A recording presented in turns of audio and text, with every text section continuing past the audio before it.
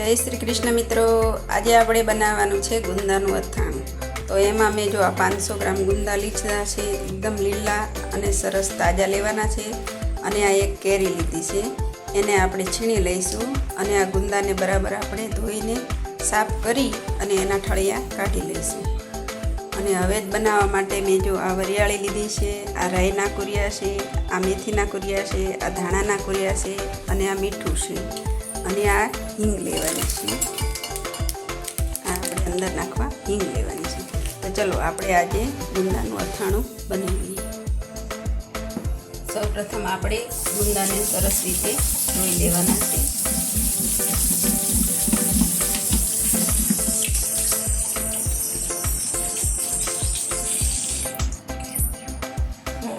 દાંડલા તોડી નાખવાના છે અને એક એક આપણે આવી રીતે ગુંદાને છૂટા કરી લેવાના છે।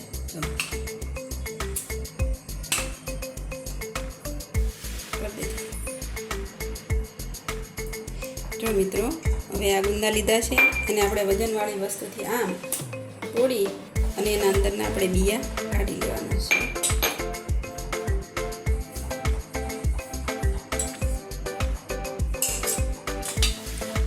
આવી રીતે આપણે બધા ગુંદાના બીજા કાઢી લેવાના છે।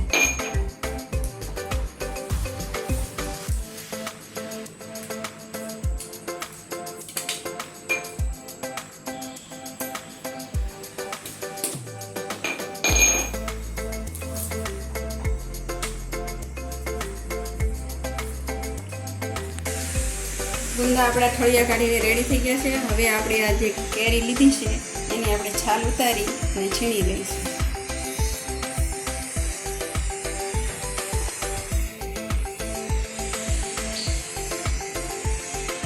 કેરીને આપણે આ રીતે છીણી લેવાની છે।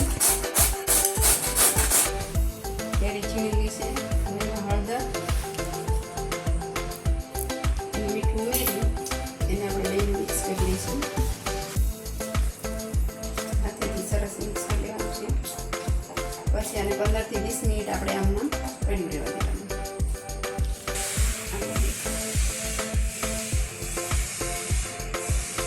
તો મિત્રો, હવે બનાવવા માટે આપણે તેલ ગરમ મૂકી દીધું છે। તેલ ઉફાળું ગરમ થાય તેમાં ધુમાડા નીકળે એવું તેલ આપણે ગરમ કરવાનું છે।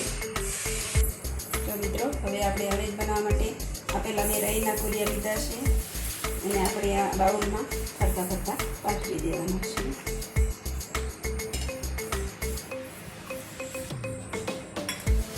આ ધાણાના કુરિયા લીધા છે અને એની વચ્ચે પાથરી દેવાના છે।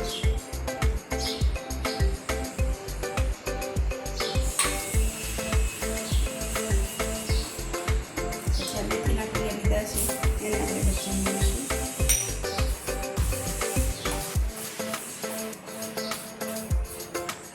અને પછી આ હિંગ લીધી છે એને આપણે વચમાં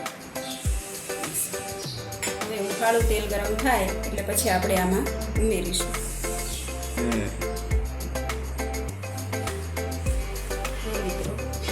તેલ ગરમ થઈ ગયું છે, હવે આપણે એને વેજમાં ઉમેરીશું।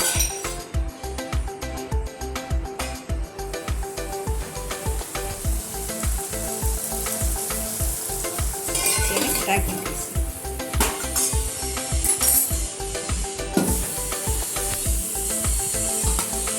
બધા વેજમાં મિક્સ થઈ જાય તેલ આપણે હલાવી દઈશું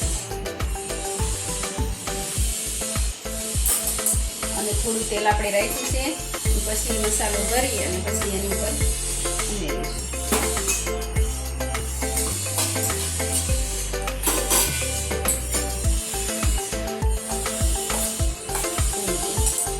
હવે દાખલો એકદમ સરસ શેકાઈ ગયો છે।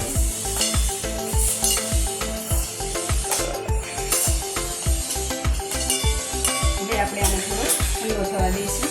પછી આપણે આને હળદર, મીઠું અને વરિયાળી અને બધા મસાલા કરીશું। પછી આપણે આને 15 થી 20 મિનિટ આપણે ઢાંકીને રાખીશું। 15 થી 20 મિનિટ પછી આપણે આને ખોલીશું। 15 થી 20 મિનિટ પછી આપણે આને ખોલીશું।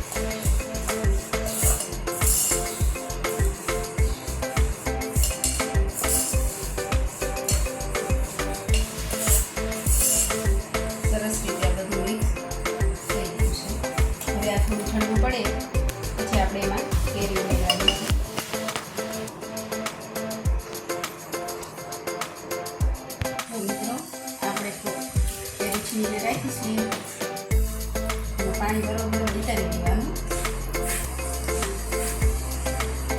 અને પછી આમાં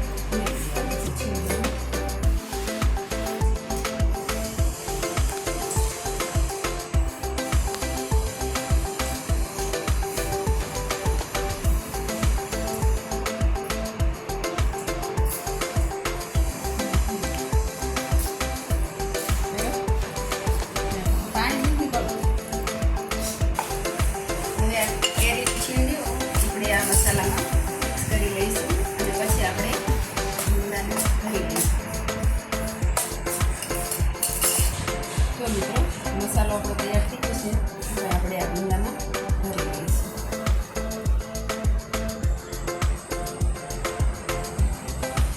એવી રીતે આપણે ભરી લેવાનો મસાલો બધા ગુંદામાં.